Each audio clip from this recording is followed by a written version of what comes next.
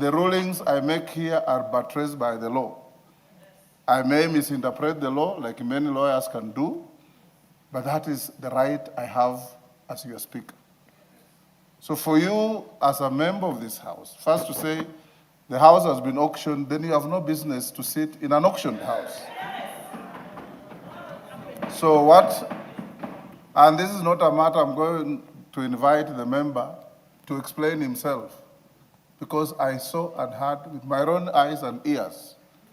So Honorable Kibagendi, you will be excluded from the sitting of this house until you bring a properly worded apology, not to me. I'm used to being insulted, to the house. To the house. For bringing the house in disrepute, and that apology should be delivered to the clerk. It will be looked at carefully.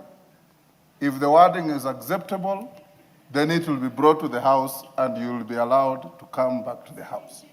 For now, you are excluded from the proceedings of this house, the precincts of Parliament, the committee sittings, including your office in Parliament.